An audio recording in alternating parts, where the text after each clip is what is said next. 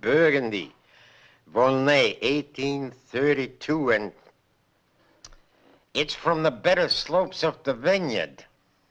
It's very good. Non, rien de rien.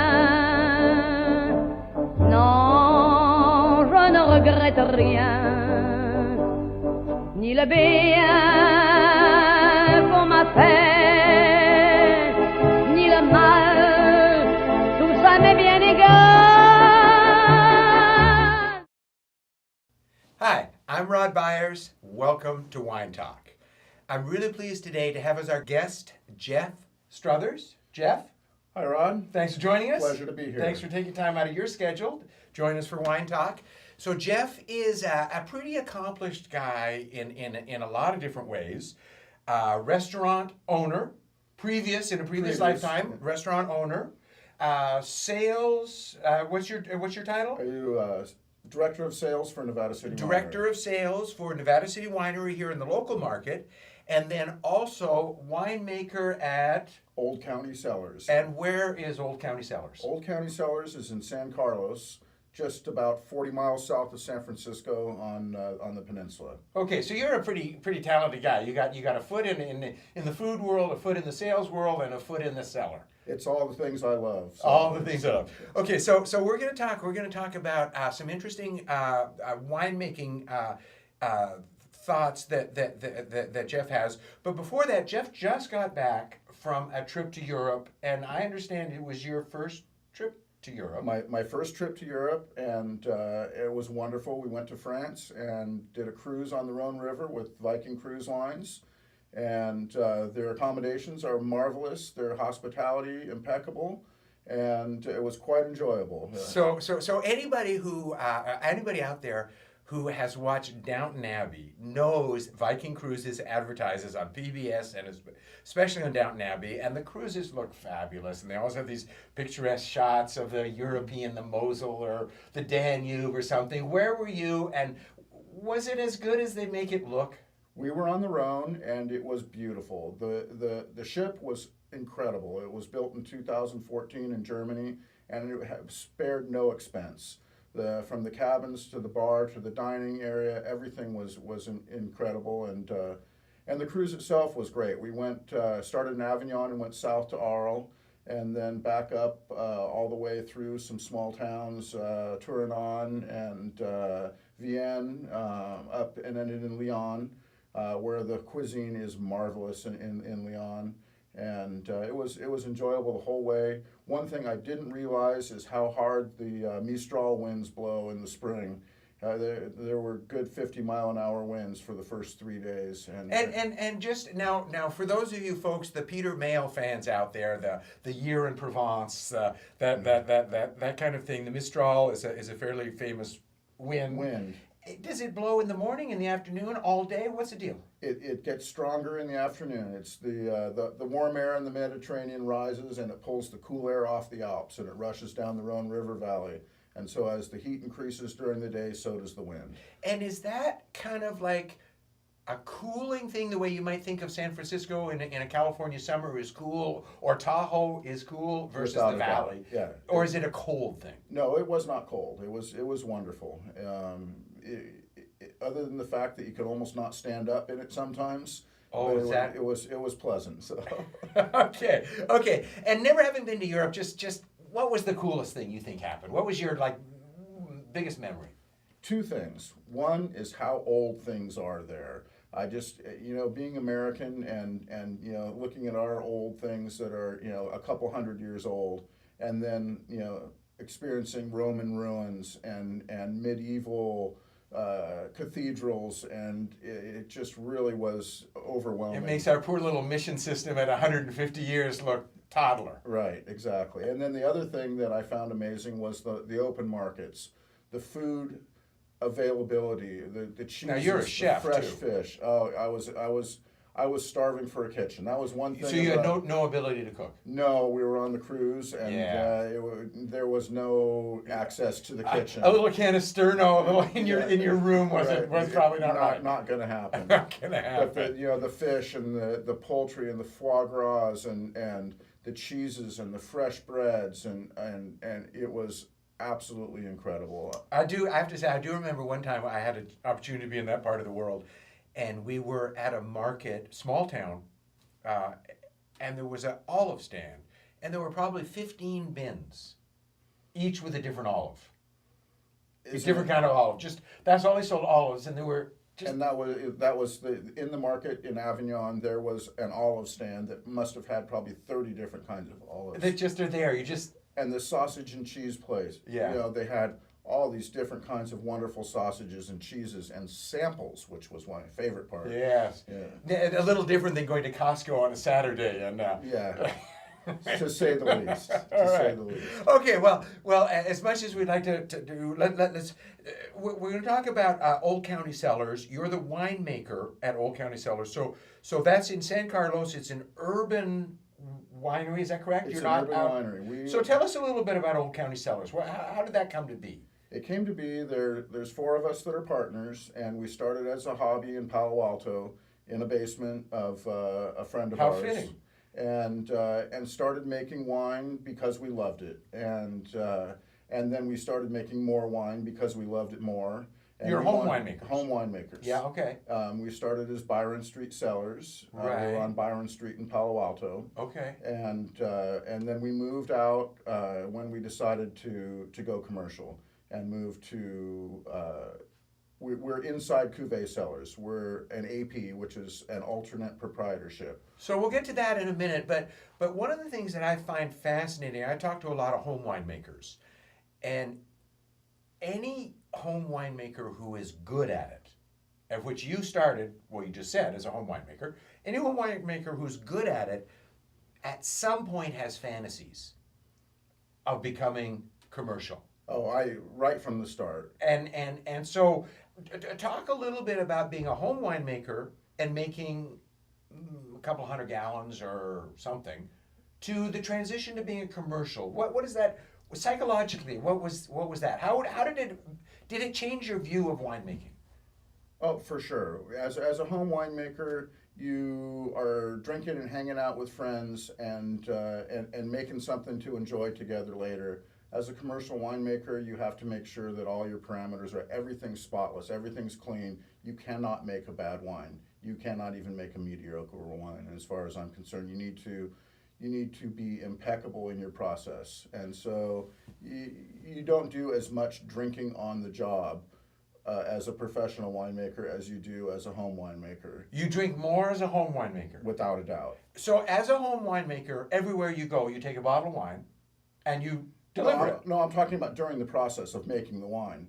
Oh, you mean during the actual process? During the process, yeah. You're drinking with buddies, and hanging out, and Oh, crushing. okay. So you need a case of beer and a half a case of wine to make wine. Exactly.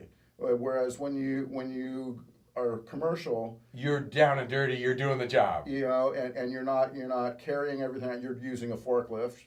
You're using heavy equipment, a big press that's dangerous. You're using a crusher destemmer that will eat your arm, as you're sorting fruit if you're not careful. So that was not an adjustment. You could adjust to that, or was it an adjustment? It was a little bit of an adjustment, but it was an adjustment up. The quality of equipment becoming increasingly better made it easier and easier. Not pitchforking grapes into the crusher, but having a bin dumper to dump the grapes out of the bin into the crusher makes it easier. So is it true? Now, I've always said this. Tell me how this plays for you. That one of the beauties of wine as a home winemaker is that you really don't need any equipment. You can literally squeeze the grapes with your fingers if you want, or your feet, and you can ferment in a tub in your bathtub, and you can siphon it. You can do it all with really homemade stuff. You can, but we started out as home winemakers making full barrels of wine, not fermenting in carboys. We would rent equipment. We rented a crusher destemmer. We rented a press as needed. Okay. And but they're the level that you rent at a home winemaking brewer, brewer and winemaking supply. Someone like moonshine. Right, someone like moonshine. Yeah. And therefore, you can only do small amounts at a time, which makes crushing 1 ton of grapes an all-day process. As home winemakers, did you crush a ton of grapes? We crushed a ton of grapes several times. And that's a big bunch. Right. So at one point we had 14 barrels as home winemakers.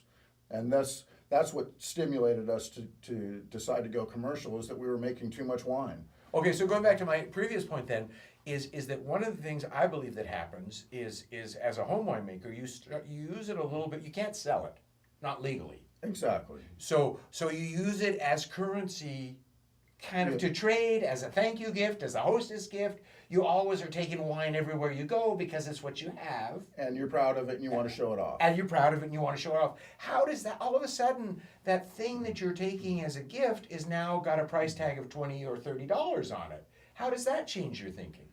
Well, we as a partnership have owners' allocations. So when the wine's made, we all get a few cases. Which are essentially our private stock. We don't pay for it. I mean, it comes out of the. But more than that, what I'm thinking is this: is that if you're making, what did you say, 14 barrels as a home winemaker? About. You got wine everywhere. Everywhere. It's coming out of your ears. I still have homemade wine. Yeah, it's everywhere. So you can't drink as even though it's a valiant attempt. You cannot drink as much as you're making. You absolutely cannot. You cannot. So you've given it to your cousins, uncles, brothers, sisters, friends. You've given it to everybody. You can just to try to keep the flow, the in and the out equal, so that you have to not place a high value on it because you're just giving it away. Now they get a bottle instead of a case. So now they get a bottle instead of a case. Right. So was that a big deal for you? Is that nothing? No, for me it's not a big deal because of the fact that I still have a lot of homemade wine to give away. So still keep the largest growing. Yeah, exactly. So, okay. So talk about, was it a big decision to go commercial? Did you guys like stay up late in the night arguing, or was it like, no, we're doing this? Well, what happened was we were tasting some of our varietals side by side with commercial varietals of the same, and finding that we liked our wine better than a lot of the stuff that was out there on the market. And we said, we can do this. We can make wine as good or better than any of these people out there doing it already, and it will defray some of the costs of our hobby and get rid of some of the wine. And it's kind of an evolution of the process. So then what leads you to believe, what in your philosophy or your strategy of doing business makes you believe that you can do it as well or even potentially better than what you were tasting? What do you rely on for your success? Right there, my palate. Well, but more than that, you were telling me earlier about grapes, for example. Right. So talk about that for a minute. Well, the philosophy that we've had from the start with our home winemaking was to get the best grapes we could get, grapes that grow in the regions that they do best in, and the best example of those, and let them express themselves. Do as little manipulation to the wine as we can. Kind of our job is to guide it to be what it can be and not manipulate it into something that it doesn't want to be. And so in that kind of philosophy leads us to source the best grapes we can find and do minimal process. Winemaking is kind of one of those wonderful things that if everything goes right, you don't have to do a whole lot to it. And it's only when things go wrong. So even as a home winemaking group, you had the philosophy, a lot of times home winemakers find any grapes they can. I mean, or grapes that are inexpensive or low-hanging fruit, so to speak. Right. And so even from the outset, you had the philosophy that we're going after regions that produce. Exactly. Grapes that grow well in a region that we like, that represent that grape as in the best way that we could find. So now you told me, I believe you told me that you want to be a Santa Cruz mountain region. Not that the winery's there, but you wanted to source fruit from Santa Cruz. Well, we're on the peninsula, right next to the Santa Cruz Mountains. And what was the problem with that? The problem with that is that there's very few vineyards planted, and that the people that own them generally make the wine. So you can't get the grapes. There's not a lot of fruit available. We have found a few vineyards that have produced very high quality fruit that we've accessed. This Chardonnay right here being one of them. The grapes come from the west slope overlooking Felton. And if I'm not wrong, didn't you win some award for this wine? This wine right there just took the best of class of region in the state fair for us. It took the best Chardonnay for the Santa Cruz Mountain region. Santa Cruz Mountain region. In the state fair. In the state fair. Good for you. Yes, and this last one in 2016. Congratulations. Yes, thank you very much. Good on you for that. We're really proud of that. Did you tend, as home winemakers, when did you start the home winemaking thing with these three other guys? Well, other people? I started making wine in 1999 with a different partner. Okay. And I ended up making wine with my current partners because they had tasted the wines that I made previously and said, we want to make wine like that too. And so we formed our second partnership and crushed with that group. The first guy's not there anymore. Or is he part of it? He's not there anymore. Okay, My first partner is not involved at all anymore. Anyway, so you went on, and it's okay. And so then in 2009, 10 years later, we started making wine as Byron Street Cellars and did 2009 through 2012 as Byron Street Cellars, and then in 2013 we evolved into Old County Cellars. And did you tend to 2009? Now, you may have had these sources of grapes even going back to the first regime, but did you tend to keep some of the same sources, or when you went commercial, did you look for new sources? We use two growers that we like very much that we used as Byron Street Cellars. So you had familiarity with the vineyards and exactly. The we buy varietals. Grapes from the Nicolini family in Chiles Valley, okay. And they are the oldest continually family-owned vineyard in the Napa Appellation. And they, the Merlot right there on the table is from them. And then we also buy grapes from Francis Mahoney and Carneros, okay. Which both the Albarino and Pinot Noir are from him. And we started doing that as hobbyists and built the relationship buying a half ton or a ton of grapes from him. And now it seems like that California's in the wine industry, there's some gigantic players that just deal in mega huge numbers. And there's every size down to you guys dealing in small numbers. Are you at the very end of the list? For the most part, yeah. If he can't honor his big contracts, we don't get fruit. We did not get Carneros Chardonnay in 2015, but we had our Santa Cruz Mountain Vineyard. So prior to that, in 2014, we made both a Carneros and a Santa Cruz Mountain Chardonnay, being very different. But hopefully this year we'll be back able to get our Carneros fruit again. Yeah. But it was a short year because of the drought, and he had contracts to honor, and we were the new guy. And so you just and we didn't get any fruit. Yeah. Which was tough. And is this a not a get rich quick scheme, but is it in any sense a get rich scheme, or is it something else? It's funny you should ask. No, it's not a get rich scheme, but it is already self-supporting and soon to be profitable, I'm hoping. We are sitting on a lot of inventory. We started making wine in 2013. We didn't open our tasting room until 2016, excuse me. So you wanted to open with your goods ready to go. We had to. A lot of wineries will buy something, put it in the bottle, and sell it while they're waiting. We make all our wines. So you didn't want to do that? No, we didn't want to do that. Okay. And we had the luxury of not having to do that. Okay. Being fairly well capitalized. Okay, nice. The trick is to not rush things to market too quickly to where put it this way, you only have one time to make a first impression. And if you bring mediocre or less than top quality wines to market as your first offering, you will never lose that stigma. And so we wanted to bring only great wines to our public. So that makes me think that there's a lot of wineries in California. I looked it up the other day. I can't remember 4,000. And that was yesterday. There's And probably that's- 4,001 now. Yeah, I so- mean, there's just a ton of wineries. Is standing out even an issue? I mean, do you care about that, or are you just trying to make? Where do your customers come from? Who are you trying to?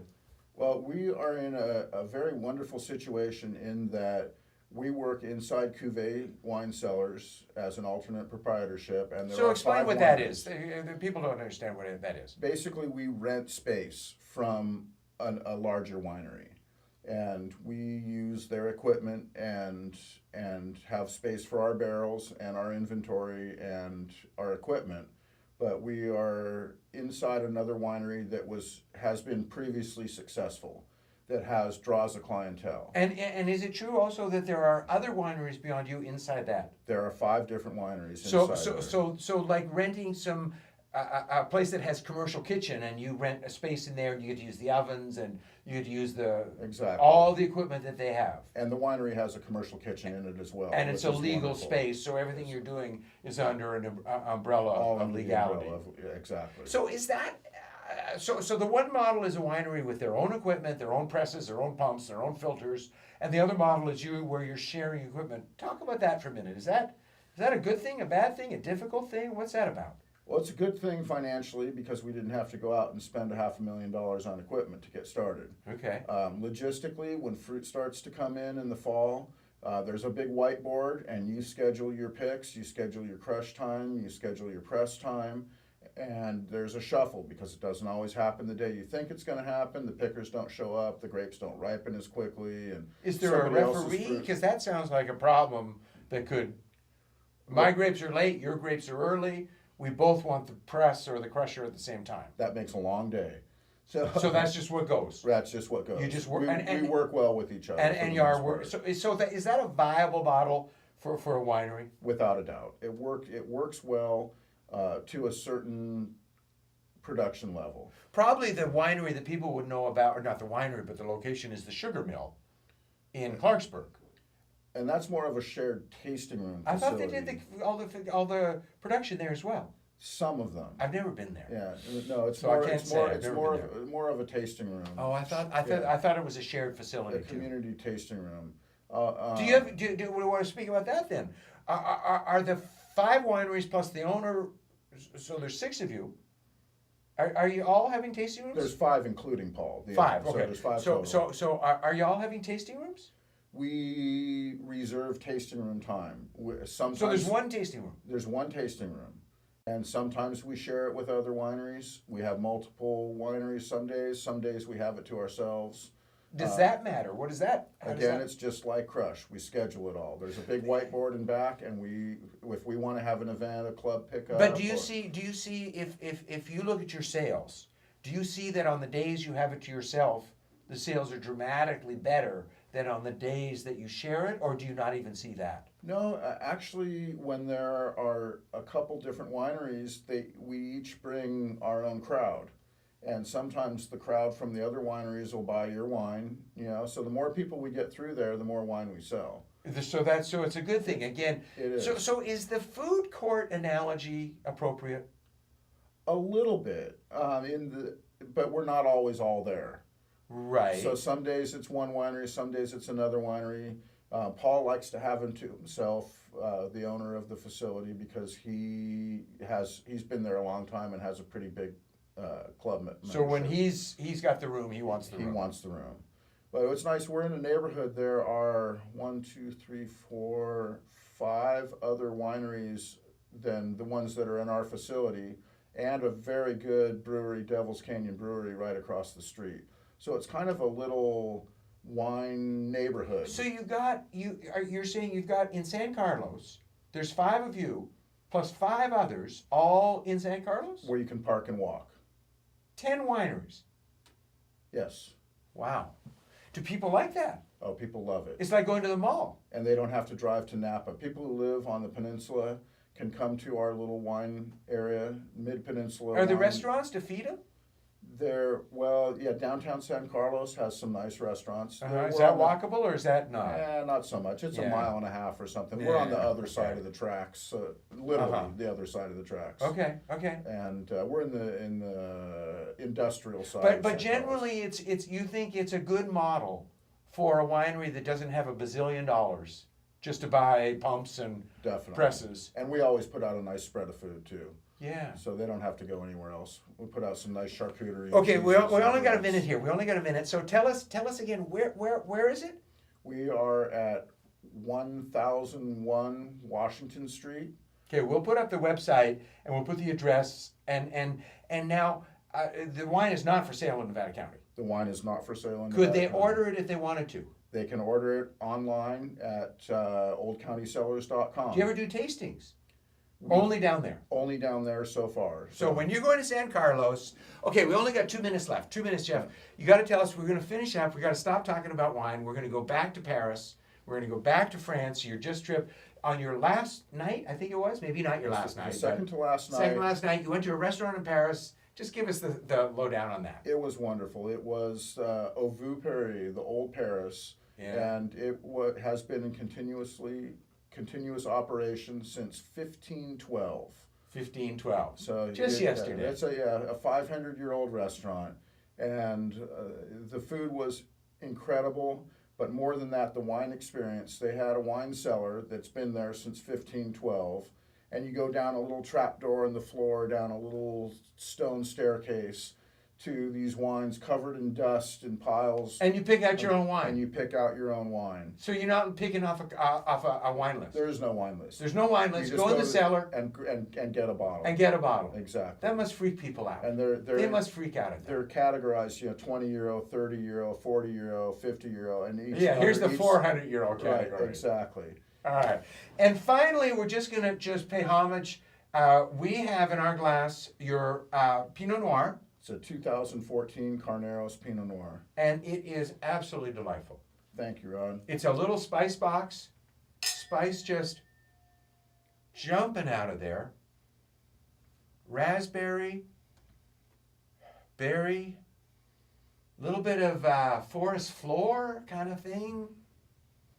Some nice, just lots of aromas going on in there. Lots and lots going on. Thank you. This is one of my favorite ones. Well, Jeff Struthers, Old County Cellars. We didn't even talk. We weren't going to talk. Little Daddy. No, Daddy's Little Grill.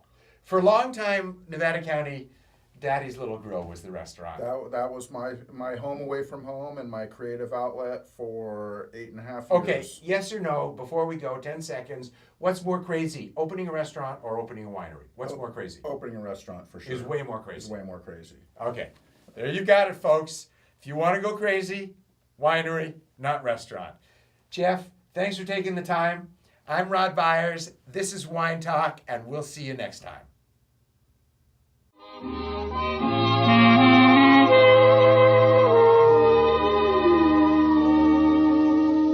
Des yeux qui font baisser les miens, un rire qui se perd sur sa bouche, voilà le portrait sans retouche de l'homme auquel j'appartiens. Quand il me prend dans ses bras, qu'il me parle tout bas, je vois la vie en rose. It's very good.